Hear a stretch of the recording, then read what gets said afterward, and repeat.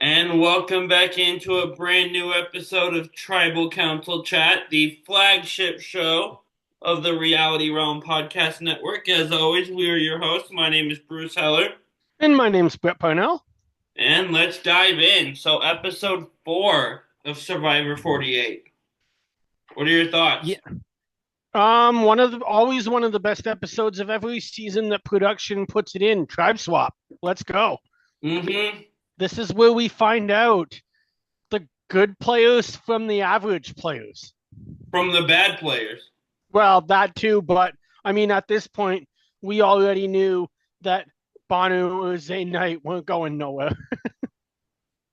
See, if they had had a swap in 46. Sometimes all you need is just a change of scenery, new people around you. Yeah, If we had it's had true. a swap, who knows how deep Banu would have gone? Who knows? Bruce would have won the fantasy game. Probably would have gone next because he just wasn't great. But we'll never know for sure. We will never know, which is why we'll get into it at the end. But I know I have some thoughts about the tribe swap that I want to talk about right before we wrap up. I'm sure you do too. Yeah. Every time you bring up my Banu pick, it makes me chuckle. That's why I'm kind of giggling right now. One of my worst draft picks in 3 drafts now. No, not one of. It is my worst draft pick across. We've done 3 drafts now. So, That's unlike Ottawa Senators taking Alexander Degg first overall level. in what draft? 1994, I want to say. Oh, well, who was in that draft? Like, why is that so bad? Chris Pronger was second. Oh, okay. Yeah, never mind. Yeah, St. Louis has his number retired. Yep. So, thank you for that. So diving in before the swap, we see Vula after their last tribal just getting poured on. And I feel like we haven't got one of these scenes for a little while. Just a Yeah. flat out like cold rainy scene. Yeah, I don't think they happen as much post David versus Goliath because they don't film during typhoon season, which is why we don't see, unlike in 37 and 34, the players just being evacuated off of their camp anymore. They 33, I film believe. 33. Yeah, you're right. They film back to back when it's not hurricane season. Yeah. So that really helps out for at least the players. I mean, they say it's getting easier or harder. I would doubt that just based on the weather. But Speaking of weather, I would like to take this time to re-promote my idea from our locations episode forever ago that they do a season in a cold weather location. I would not want to see that. Oh, that was one of my locations I said. Interesting. Because My I that see the episode we both did 3 locations we wanted to see, and mine yeah, was Hawaii, Egypt, and cold weather. that's right. I remember that. My take on it as someone who lives in an extremely cold weather environment is one, you would have to equip them far more than a sheer survival aspect. And two, it would be so cold that nobody would ever leave the shelter. I mean, Slash, they probably would not leave the igloo. if I'm not playing on it, I'd watch it. Yeah, Like it fair. sounds, and they kind of have to leave the shelter igloo at some point to get things to keep the fire going. To go, work still needs to be done. I mean, there is nothing to keep really a fire going up if it's that cold. If it was just a cooler There's climate, still you like could, wood and trees. yeah. Oh, if there's trees, sure. That's what I'm saying. If you do a cooler climate and say played in like northern Ontario or Quebec or something, that would work. But Yeah, playing in Nunavut, no, it's just snow and ice. no, I'm in like a forest somewhere, Okay, but so I'm yeah, there that when would work. it's like cold and maybe snowy still. That could work. Yes. I believe last when we talked about this on the locations, you told me like Vancouver or something like that. Yeah, I could see that. You told me somewhere in Canada that I don't. Well, Well, there's lots of off the places. wall idea. Pro, let's do a cold weather season when your Fiji contract runs out. watch the um, cost of filming massively change between Fiji and Ontario. Well, yeah, or Vancouver. Yeah, that I mean, me suggesting my province is to be cheaper. BC is Oh, the most expensive place in the world outside of Hong Kong. literally, the only reason I know the name British Columbia is because I know that's where Vancouver is, and I learned that when Vancouver's hockey team was playing in the finals when I was Yeah, in like fifth and sixth grade, I remember that series, and they lost, but I was rooting for them and I was not rooting for them. because they had what I forget the last name. They had those twins that were really The good that I like Cities. watch. Yeah, I liked watching them, and I liked Luongo. Yeah. But moving on, because this is not an NHL podcast yet. No, and Um, it's not a cold weather podcast either. no, we may have a surprise coming for those who enjoy our hockey commentary as a one-off in April, but we'll announce that when it comes. Yeah. So, all right, what's next? Um, next we have the I'm trying to think of tribe names again, but reaction to the chaotic tribal and Justin being out and say pushing Cedric on did you know that wasn't voting, and it was great. Yeah, for sure. And then all of a sudden we get to a point where once again Mary and Say might have told Cedric to keep themselves in the game, that they would be willing to work together. That's not happening. Um, I this disagree. Look, I mean, look at them on the beach before the swap. We see them getting together a lot better here. And I feel like if that tribe had gone to tribal again, Cedric was the one that was going. interesting.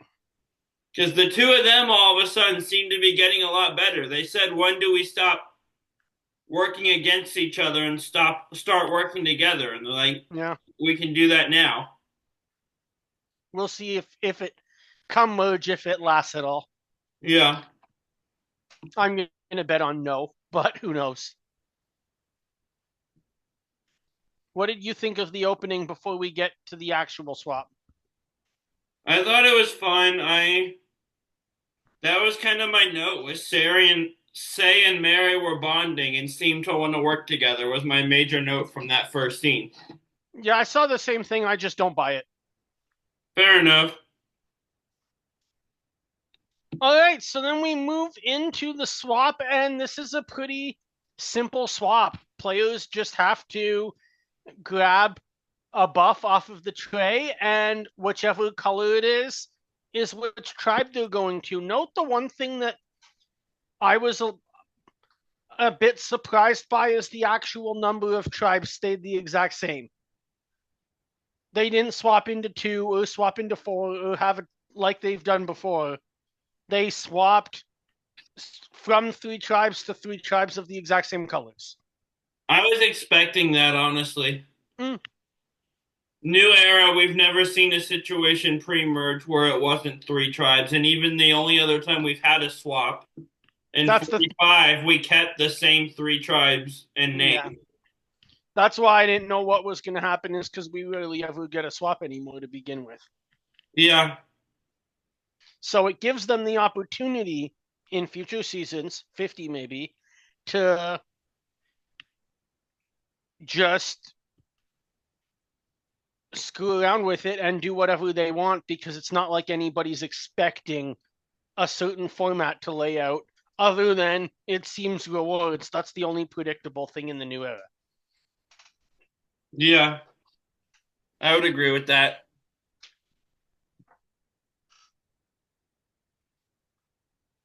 What's your thoughts, Bruce, on the how the swap played out? First off, I love hearing the iconic words "drop your buffs." That always Yeah, makes me smile. same. I put that Tom before we learned who's going where. Thomas was not happy because he knew everyone and was on good terms with everyone and knew everything going on Logie.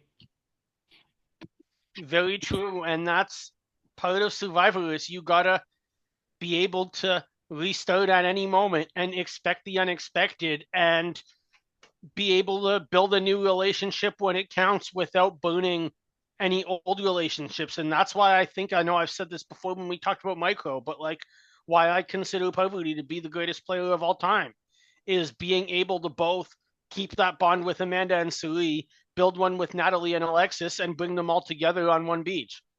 Yeah. So with the swap, we have the new Logie is Mary, Star, Charity, Eva, and David. Yep. The new Siva is Say, Cedric, Chrissy, Mitch, and Bianca.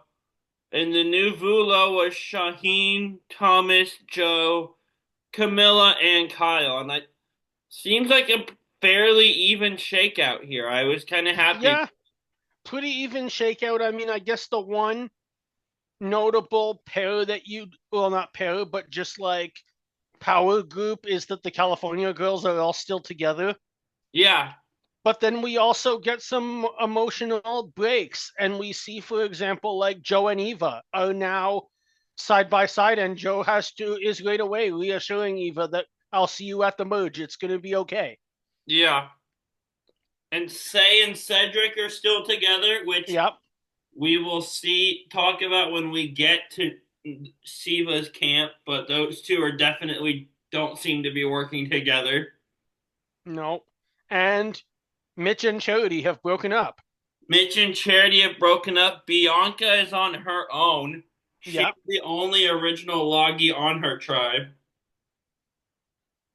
So, Which puts her in a bad spot. But as we see, if you have players that are, if a player is on the outs of their tribe or somebody in their tribe is targeting them who gets swapped to the same tribe, it you're not necessarily on your own anymore. yeah, Because I would argue that there's a good case to be made that the people on their own on the new Lagi is both Eva and Star, yeah, those two who still being came together is in interesting. together but don't seem like they're going to be working together at all. No, they've been like trying to gather the rest of Logie up against each other Yeah. this whole time. And so the fact that those two ended up together is interesting. I've seen people say, "Oh, Eva's in trouble. Star's been gunning for her. Oh, Star's in trouble because Eva's been gunning for her." Guys, it's both ways. Yeah, It's not it's just both one or ways. the other. And also, they're not voting, so it really doesn't matter. Yeah. How about that, by the way? Logie, having never gone to tribal, had this much going on it to where we knew what one of two people was going home. Yeah, it's true. It shows you what can happen when the entire tribe is just fractured in so many different ways. And I don't mean fractured as in not working together, but there's a group of three with Thomas, Shaheen, and Joe. And then there's another group of two with Joe and Eva. And there's another group of two with Thomas and Bianca. And so on and so forth to the point that it's like something has got to give way. And if that tribe was to vote, I mean, Star might be the obvious pick, but after that, somebody else would have been probably walking out in like a Kelly Nalbanian fashion. I think it would have been Star or Eva, and then if they went to second time, it probably would have been the other one. I think if it was Eva first, then probably. But if it was Star first, I'm not so sure. I don't think anyone else. Yeah, Because we'd have a situation where Joe will not vote Eva and Thomas will not vote Bianca, but Thomas and Joe are in an alliance together. and Thomas and Bianca are in an alliance together. That's what I just said. I said Thomas won't vote for Bianca, Joe won't vote for Eva, but Yeah, Thomas and Joe have to work together. So it creates a complete mess. I'm following that, but I guess it comes down to Shaheen choosing which one of the Yeah, girls goes exactly. home in that case. But then it becomes does the California girls fracture because Shaheen would have to, even if he voted for Eva or for Bianca, Shaheen would have to turn on one of his allies. Yeah, at that point he has to though. At that point Yep. it's a 2-2 vote and it comes down to him. There's no getting around that. That's why I said going back to episode 1 when you and I were on here that luckily for Loggy, they didn't have to vote, but I didn't see that this alliance as being sustainable. Since they didn't have to vote though, I feel like the two guys remaining and then Eva and maybe Bianca, I don't know about her. I feel like if they're at the merge, they stick together still. Absolutely. It works Star, perfectly I for them. don't think Star is in that though. No, I don't either. But we don't have a tribe like Nami in 46 where we just know the second they get to the merge, they're all pointing their guns at each other and no one else. Because that tribe never went to tribal pre-merge, and we all knew the second the merge hit, they were turning their guns on each other. Yep. That's why a swap helps so well is that, I mean, look at like a season I know a lot of, and that's Korong. If Gondol never went to tribal council before at all, that same thing could have happened. Yeah. But instead, they had to work with different people, and we're getting the exact same thing here. And it just makes any season with the tribe swap is so much better, in my opinion. I'm telling heroes versus villains, you said that. I don't, yeah. I mean, the That's audience knows my perspective on heroes versus villains. The cast makes that season, but clearly the one exception. I yeah, generally agree with you. I just wanted but to say. I will respond to what you're saying, no, but I'm saying the audience knows that I've said many times before that I do think the one drawback of heroes versus villains is that production manufactured the theme and almost drilled it into the players' minds that that's how they're expected to play. Yeah. And I don't think if we did heroes versus villains too, that the same thing would happen with new era players and even with players in the 30s. The theme worked well though, because you've got Rupert Oh, like growling around. Man, these villains, they're exactly. It just worked great for the cast that they had. yeah. But if you replaced heroes versus villains with, say, uh, Jesse or Angelina or Kenzie, I don't think that they would necessarily play the exact same way as that old school group. I honestly hope they don't do it another heroes versus villains for the sole purpose of that is like consensus across the fan base the best quality season. If they do another heroes versus villains, the expectations would just be too high. There's no way that season could live up to what people would expect of it. True. In the same vein, Kara Moen. Now, casting didn't help themselves any. Yeah, that Kara Kara Moen Moen never was stood a called chance though, not. because it was Kara always Moen was. Go ahead. Kara So, Moen was always going to live in Micronesia's shadow, no matter how good absolutely. the season was. I don't But if heroes versus villains too to do that with. But if they did Kara Moen as actually fans versus favorites and not recruits against B tier players, they might have had a chance. Yeah. And casting tip number 1: do not cast Brandon Hance. Well, That kind of helps. well, don't cast Brandon Hance with Philip. That combination specifically.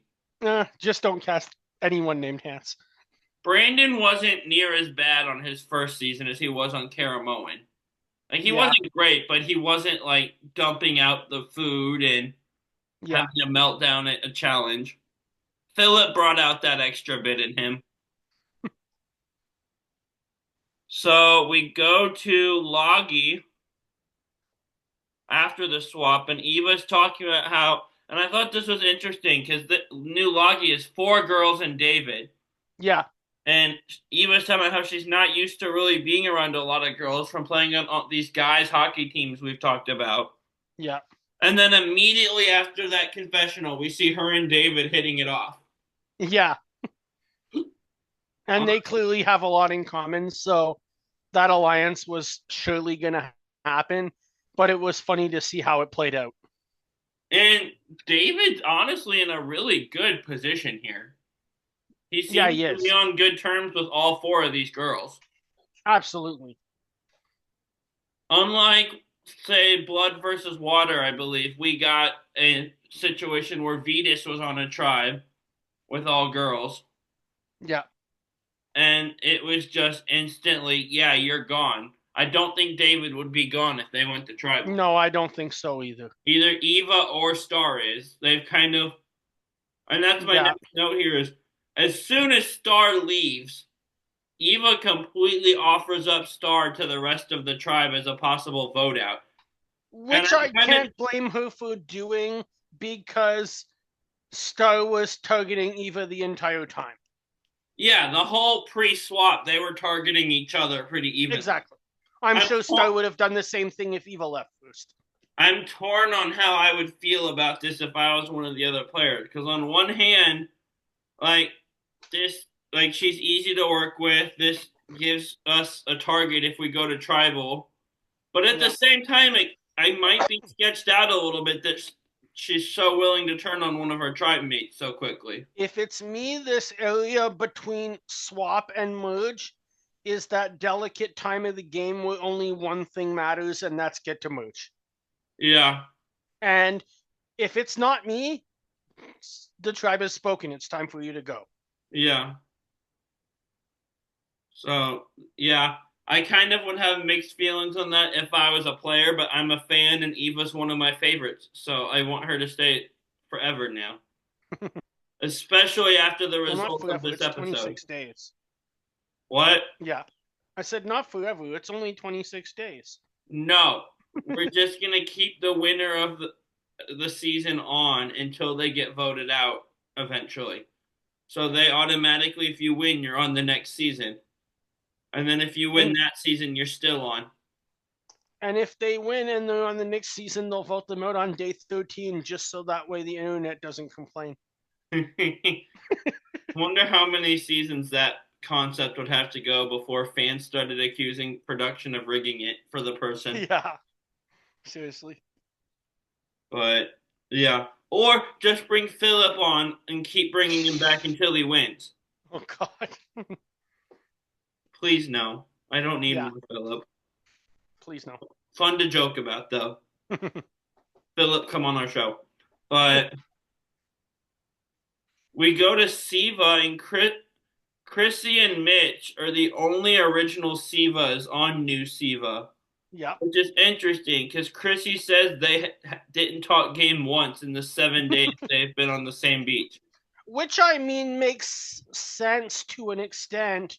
I could see that coming because Mitch clearly relied so much of his sanity in the game to go through charity, and Chrissy was relying so much on playing with Camilla.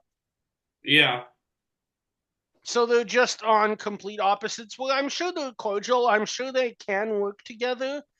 It's just they were on opposite alliances, so therefore didn't want to reveal too much information to each other. yeah, Notice how he says we didn't talk game. He didn't say like I didn't speak to her. yeah. I think I was getting this. She was the one saying this, but she's like, yeah, he didn't come talk game with me once in these 7 days. Yeah, Yet now they have to work together. So exactly. my next note, my next couple notes are Bianca's telling us she's nervous because not only is she the only loggy here, but she Yep. also doesn't have her vote. And then right after she tells us that, we see Say telling her to go get a vibe check on Cedric. And there's definitely cracks here for Bianca to work into, I think. Yeah, once again, I said it doesn't take too long before Say is telling everybody how to play. Yeah. That seems to be Say's strategy.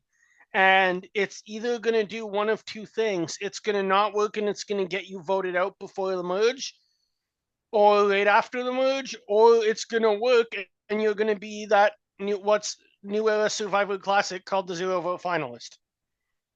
Which is not exclusive to the new era, by the way. No, it's not. But It's the new pretty era much, every season seems to produce one of them. That's a strong majority of final three seasons, I would venture to guess. Yeah. But after that, we go to Vula, and they all get there, and they all seem surprised that Vula's camp is so bad. And I I'm mean, they just, have got no rewards, no yeah, fire. What do you they've won, expect? they've won nothing and haven't earned their flint yet. What exactly did you expect? They expected the just the mock-up of Dubai on that island. I think they just were used to how their camps looked, Yeah. and were just kind of shocked. But I'm like, you had to have known it was going to be pretty bad. Yeah. The only way it was going to be decent is if somehow Survivor felt bad for them and sent Boston Rob out to build a shelter. Yeah, just have him be a reward, like when they used to have the local Islanders be rewards. Yeah. But Well, also, great quote from Thomas about Vula, because he's with his boys and they yeah. have majority, and he says this is the best case scenario at the worst case beach. Yes, that was funny. It's And I true. did, this is where I noted that Kyle and his secret number one, as he says it, Camilla are still together. Yep. And Camilla's making up this lie on the spot that she was at the bottom of Siva, and her and Kyle have no connection. And this is When so really, smart. it is smart. And really, Charity and Mitch are at the bottom. Camilla was the queen of Siva when they swapped out. Well, yeah, but the guys don't know that. I know, that's my point. I agree with you. I wrote down how smart it was, and then Kyle told us how smart it was. So I have a note here that says Kyle agrees with me. Nice. And then Shaheen and what's his name, Joe, they absolutely fall for Camilla's story here. They even give us a confessional of Shaheen of how much he believes this. And this is where things get interesting on New Vulas, because we get a flashback to a previous challenge on the sit-out bench, where Star told Camilla during an immunity challenge that Thomas had told his tribe he walked away from the journey. But Mitch had told the Orange tribe, Siva, that they didn't have the option to walk away. Mm. So Star in this challenge really kind of sold Thomas out here. And I Yeah, feel you're like right. there's a chance Thomas and Bianca would have gone with her to vote out Eva. So that's an interesting choice by Star there. That is an interesting choice. She probably didn't think it'd ever come back, which Thomas is gone now, so it's not going to come back on her. And Camilla tells Mitt, yeah, she tells them that. And she tells them, like, yeah, Thomas lied to you. He didn't have the option to walk away. Which I called that when Thomas chose to lie to them and say that. I said, what if something like this happens at a swap or a merge and it gets revealed he didn't have that choice? But fortunately for him, he's able to just shrug it off. And he Yeah. tells the You California girls, hey, Mitch lied to Camilla. I didn't lie. And they don't I question right it the away slightest. when this happened commented, um, everyone's gonna laugh at me after last week. Bruce was right. But it didn't even matter. Like, I felt No. so good about being right. Then Thomas just is able to just shrug it off, and the guys don't question it in the slightest. Yeah. So we then go back to Siva, and we see a cool scene here with Cedric and Mitch bonding over stuttering. Yeah. I love this. One of my favorite scenes of the episode. Yeah, absolutely one of my favorites too. Um, and even when you're across tribes, those sorts of things where people just have, whether it be different challenges in their life or different opportunities in common, can make all the difference. And that maybe now you have a situation where Cedric and Mitch has found something in common together that they can trust each other more than Cedric can trust Say. And maybe that allows Mitch to pull in Cedric as, hey, I found a free agent on a swap that we can work with along with Charity. And then maybe Charity can do the same thing with one of the girls on her beach, and all of a sudden you've got a 4 out of 11. You can easily make an alliance work from that. Yeah. The flip side of Cedric having a new friend and a new ally, though, is that the next scene. Before you say that, I'm just going to say maybe Charity can pull in David. I just want to see Charity, David, and Mitch in the same alliance. Oh, sorry, Charity, David, and Cedric in the same alliance. Huh, I wonder why. I wonder why too. But the next scene we see after Cedric gaining a new ally is that Say wants to work with Bianca because she doesn't trust Cedric. Yeah. And because Cedric voted for her and she's holding a grudge, and I said last week, Cedric, she's not going to forget you voted for her. This whole beef with Mary is because Mary voted for her once. Yeah, absolutely. And so the vendetta is strong here. It sure is. And I think there's potential for Say and Bianca to be a really strong duo in this swap. Yeah, absolutely. The only thing is that Say may need to, if she's meeting new players who may trust her more, need to calm down a little bit from this high energy, go follow somebody that we saw before. They're not allowed to take a nap. Yeah.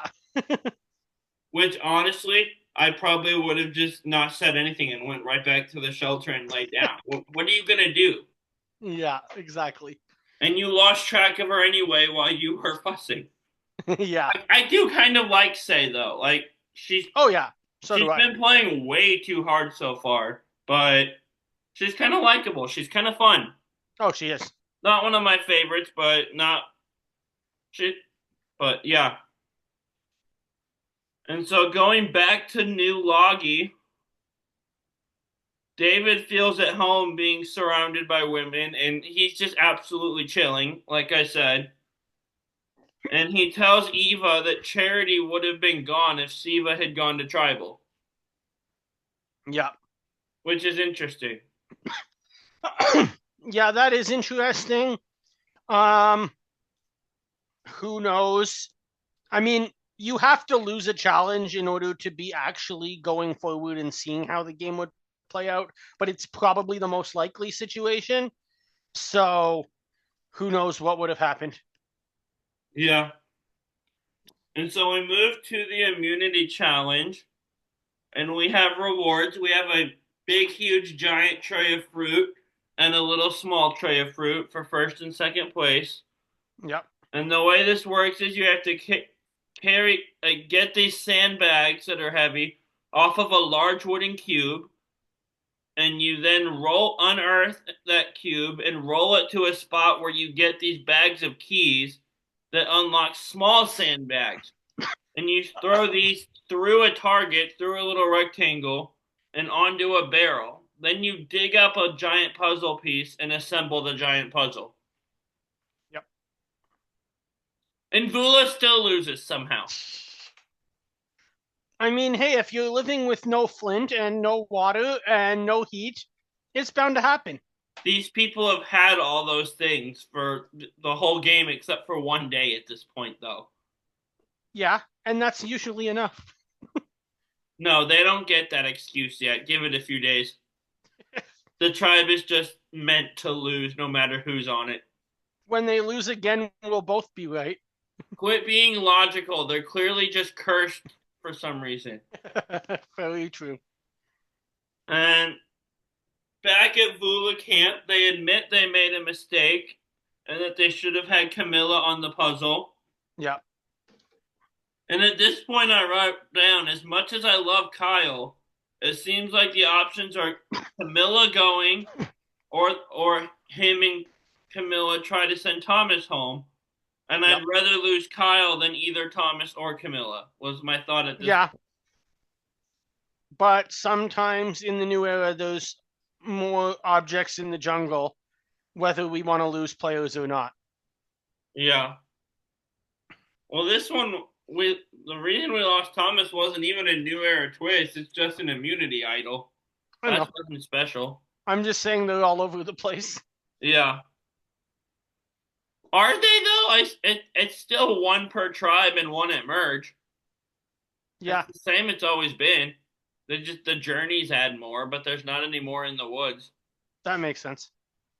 But Shaheen and Thomas go through Kyle's bag right in front of Camilla. And by the way, I know it's fair game, it's part of the game. I still don't like when they go through each other's bags. I just Yeah, don't. I don't like it either. However, my take on it is that I don't like it, but at the same time, it's almost like we just talked about the journeys. It's a product of having a game with so many advantages where it feels like at every given time, everybody in the game has an advantage.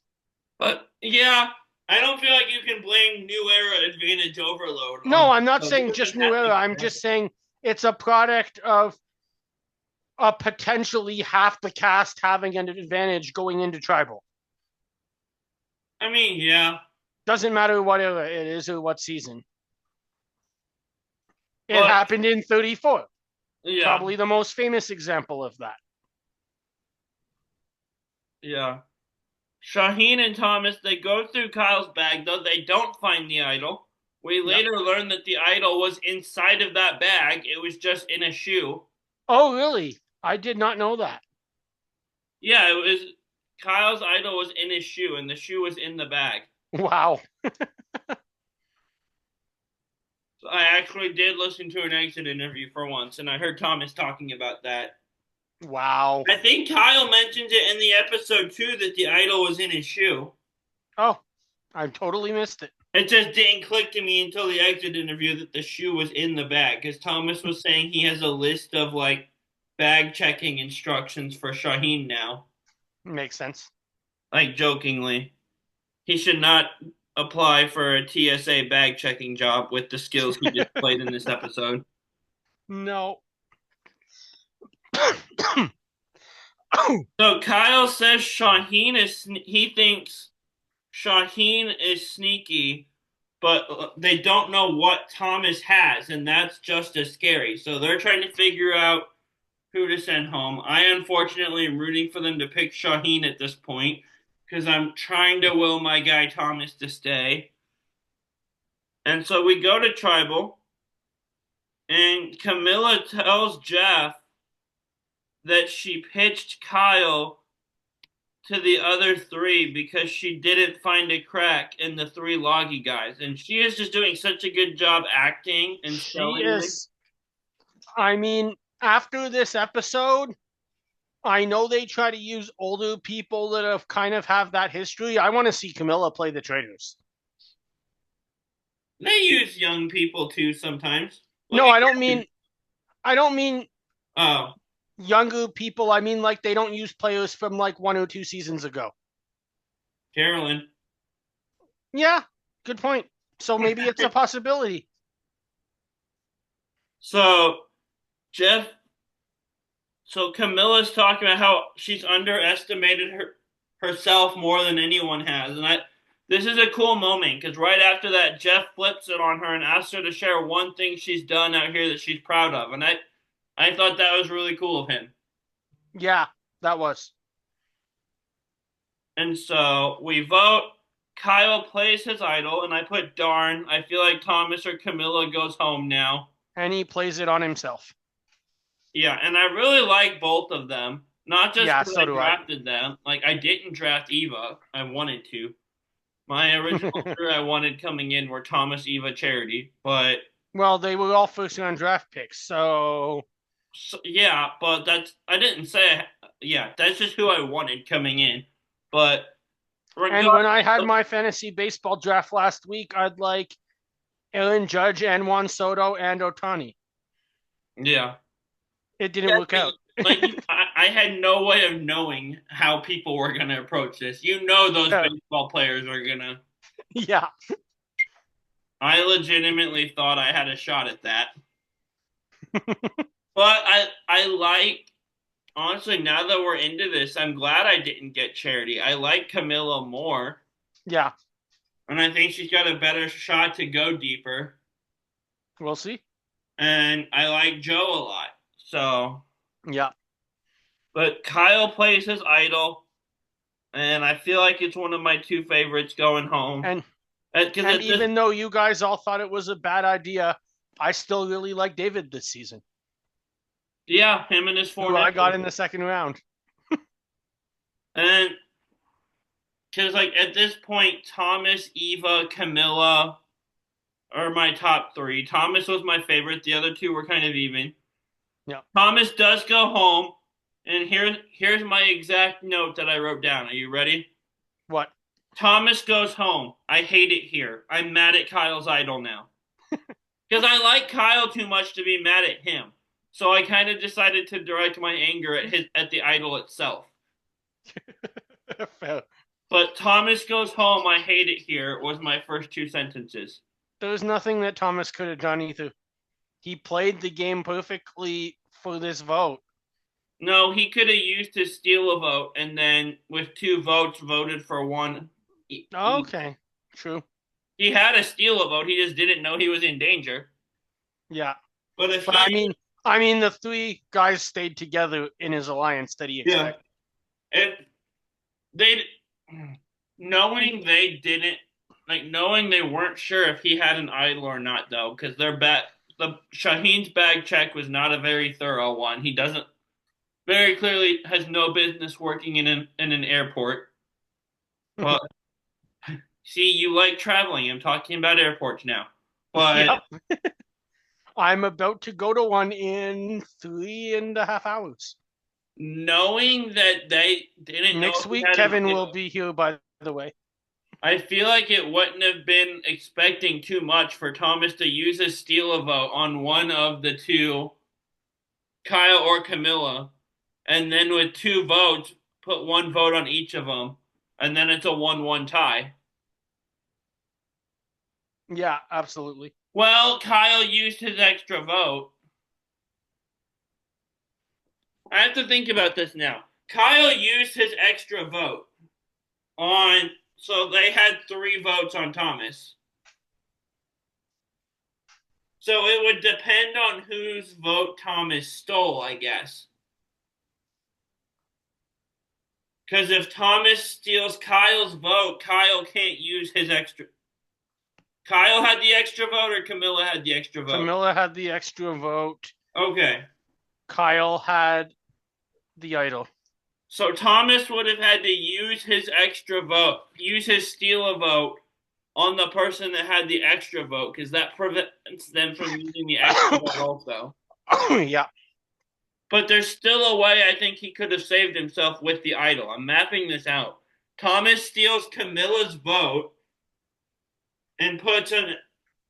They vote for Kyle, but he puts an extra vote on Camilla. Kyle uses his vote on Thomas. It's a 1-1 there. But so then they all re-vote and they send Camilla home in that scenario because Kyle's safe. Yeah. So yes, now that I've talked this out on the air, Thomas could have saved himself with the steal a vote. He just didn't know enough of how much danger he was in, I guess. True. I hope, yeah. I had to work that out. Thank you for being patient with me, Brett and audience. I had to map out tribal in my head to figure out if the steal a vote could have made a difference. But he would have had to use it on the right person. If he used it on Kyle, Camilla still puts two votes on him. So yeah, absolutely. A lot of guesswork there. But so, are we moving into the 50 vote or a line blindside first boot now? Let's go into a line blindside first boot because I want to bring up the 50 vote on my phone, and then like I always do. I don't know. Have you voted yet? I voted during the episode. Okay, I always save it and I vote during the podcast. Okay. Anyway, I have at least a thought on it. Do you have an online blindside? All right, I got it, Hugh. Do you want to talk about it before? Yeah, let's walk us All through it. right. First, final four challenge. We have either the long, like, it's from Millennials versus Gen X and a few other seasons where they have the long, like, pinball The one maze. from the one from 46, where it's basically skee ball and plinko. Yeah, exactly. That's an option. Another option is a large obstacle course, and another option is Samotion. Yeah, this is my at least. I said I had at least one thought on the ballot. My one thought is seriously, these are the options you're giving us. Yeah, I if these weren't the set of options, I wouldn't. Don't think I would have voted for any of these if it was one of them and two other options. fair. I voted for Samotion because it's the most iconic, it's the most well known. But Interesting. like seriously, like this is the options you want to give us? My thought was, if you're gonna have a vote, and it's similar to yours, but if you, and I know I've said this, I sound like a broken record, but if you're gonna have a vote on a Final Four challenge and it's called In the Hands of the Fans, then why is Hands on the Immunity Idol not an option? I said this online kind of as a joke on our friend Steven's Twitter, but the more I think about it, the more I want to see it. Let's get unhinged with final immunity. Give me last gasp. That would be amazing. That challenge brings a certain level of stress and anxiety to the players and some of the fan base anyway. But Yeah, then add to that the stakes of final immunity and the speed of true. final tribal on the line. It might be over in seconds, but it would be an amazing few seconds of television. And people have been worried about, like, oh, what if 43 happens again and they outweigh the tide? First off, all the Do times it in the I've done morning. that challenge, that has happened once. Yeah, I just don't think it's likely enough to need to worry about it. But if yeah, it does, just and I don't know if this is possible based on like they have to stick to their filming schedule. yeah. But just wait the tide out. It's gonna rise again. Just have like a really long Palau style final immunity where it Wait it goes out into till the the night. morning. Just like I want to see I Last Gasp I as think it's final. absolutely feasible. I think they should still do this challenge. I think the way to deal with what they did in 43 is, just don't start Last Gasp at like noon. Start it at 6 in the morning. That's a good point. And then it'll be fine. The tide will be going up periodically all day. Yeah, for sure. But again, 43 happening again is so unlikely. I don't think people realize that. Yeah, I agree. But I originally said that as a joke because Steven was talking on Twitter about like not liking any of the options. So I just said, let's get unhinged. Give me this. But the more I think about it, the more I actually want to see it. Absolutely. You make a great point. I just want to see it Send in general, though, send it to On Fire. even if it's not final immunity. But if they give it to me at all during 50, I'll be happy. That's probably my favorite challenge. That or Fair. like touchy subjects. All right, moving on. Next one, we have advantages. The question is, should advantages be rare and limited in power? Um, Powerful enough to create some uncertainty, or to should advantages as they say, amplify the impact and fun of the game in order to make sure that everyone has a chance? What's your vote? Before I share my vote, I would just like to comment on the way this was worded, Yeah, which was two options of doing a fairly decent job describing it. Then the third option, instead of just saying the most power out of the three options, they basically say, hey, do you want it to be fun or not fun? this That's is, not leading at all. for my fellow Canadians will understand this. when I first saw this, it just took me to studying the Quebec secession case Okay, explain because, that for those of us not from Canada. sure, basically it was a Supreme Court case in Canada that determined if Quebec wanted to have a referendum on potentially seceding from the country and becoming an independent state, that the question has to be clear and can't be leading voters in either direction. Oh, yeah, that's exactly what they're. I voted for the middle option, That is exactly what I did as well. but I just had to comment because they're absolutely trying to lead people to vote for the like max power option. Yeah, And you can describe it in a way without saying it's a ridiculous amount of power that's too much, which in my opinion it is. I assume this is like new era is what they're thinking of with this option. yeah. But like, gosh, the way they That's the way describe, I would take it. Is like option one was era one seasons like Borneo through Palau. Option two was like micro through well, um Borneo through Palau didn't have advantages, so I would say like Guatemala to heroes versus villains, yeah, that's fair. and then Nicaragua to winners at war, and then the Yeah, third one is new new era. era. But yeah, them wording the new era option for idle advantage power as basically, do you like fun or do you hate fun? Was my takeaway from this. Yeah, That was just hysterical to me because like that people was. are gonna see through that. They're not gonna vote for Oh, it. They worded it that way. 100%. And if it's what they want to vote for, by all means, feel Yeah, free to disagree with me. Not a problem. There's many great things about the new era game.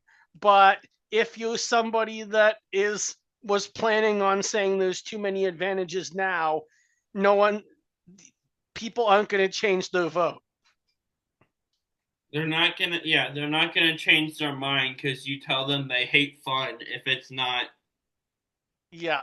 Increase the fun of the game is just such. Gosh, it's such a BS line, but it's so funny Yeah, to me. it was. I wouldn't even change it if I could, just because it makes me laugh. What was the next? What was the third one? Third one was we this is what we already pretty much talked about, but do we want to tribe swap this season? Oh, I said yes. And yeah, it has to be tribe swaps, like I said, just make the game a little more unpredictable, but also require players to be willing to adapt and still play the strategic game. So I think if there isn't one, it's going to be a um, difficult moment of such an iconic season. Yeah.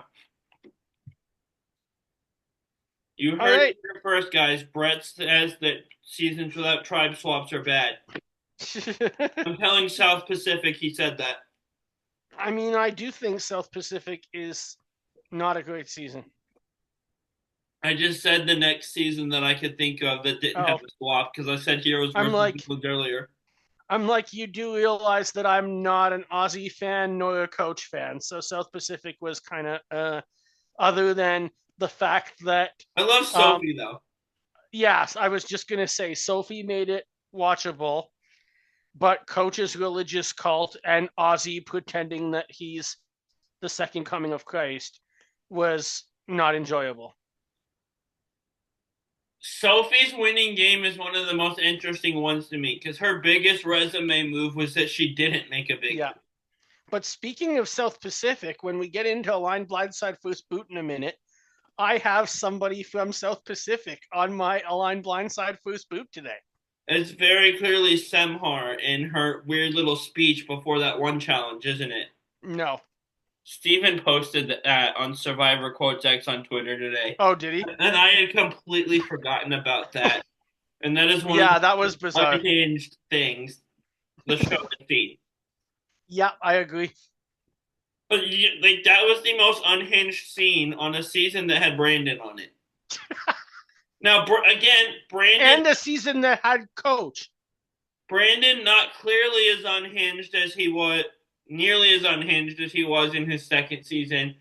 Coach Or not today. nearly as coach like as he was in Token Chains, but still. Yeah. I feel like Token Chains is maximum coach. Yeah, absolutely. Oh gosh. But yeah. Underrated season South Pacific, but still not great. Yeah, But not Thailand either. true. Okay, so what was our fourth voting thing? There's only three this week. Oh, there was only three. That's right. It's So we are ready to get into a line blindside first boot. okay, you go first. I'll go first. And Thomas said at the beginning of this season that he works in the music industry, hence where we get the name of this episode from a famous Olivia Rodrigo track. I am going to give you three castaways that work in music. Okay. So your options are Who's the South? from Survivor Token Teens that we just brought up, Taj George. Okay. From One more. Survivor Nicaragua, Chase Rice. And from Survivor South Pacific, Whitney Duncan. I forgot about Whitney. I was trying to figure out who the South Pacific person was for a second. But I love Whitney on a And race also. before we go into your picks, we might allegedly have a famous person in the music industry on next season, I've heard. So we'll see. I've heard that. Dirk Bentley is the rumor Yeah. I've seen. But I I don't know what to do with Taj. I want to align with her very much, but she's just so likable and so smart that I lose if I go to the end with her. But if I Yeah. blindside her, she definitely there was some bitterness there with her as a juror towards JT and Sai. So Yeah. I think She I was have ready to to first. vote for Aaron if she got to the end. I think yeah, which is just wild. But I'm gonna first boot her, but that's honestly like the last thing I want to do to her. I want to play the game with her, but I can't. Yeah. I'm I really don't have an opinion on Chase either way. I'm kind of neutral on him, but I liked Whitney and I liked her on Amazing Race. Yeah. Not, I didn't like any of that tribe's reaction to Cochran flipping because they kind of earned that with him being an outsider on that tribe pre-merge, but I'm gonna align with Whitney because I like her and I know her game and blindside Chase. Yeah. I think I'm going to agree with you with these three, pretty much for the same reasons that you said. I Yeah. would like to go further with Taj, but you just have no idea um, what to do because she's too big of a threat to win, and you don't want to run a jury. Yeah, for sure. What are your three? I was going to go with people that idled them that got idled out, like I Mm, usually do with idle episodes. nice. But you talking about South Pacific changed my mind a little bit. So I apologize to you in advance for what I'm Oh, about to that's do. okay. Go ahead. You get Ozzy and you get Coach and oh, what's the guy's name from Co Wrong? You get Neil. Okay. Um, I am going to align with Neil. You don't want I to align with any of these three if you had a choice, though. Oh, I've heard great things about Neil. Okay, that's I, fair. I think he'd be a very trustworthy ally. He's a fan of the game. Yeah, I would align with him. I was thinking of his speech when he got voted off the Yes. jury. Um, I will blindside coach. Coach on the jury, I think, would just be hilarious. As opposed to Ozzy on the jury, maybe I could just make sure I don't sit next to whoever Ozzy is going to hook up with after the game. Just, But just be Amanda. That's the key to having Ozzy on the jury. Yeah.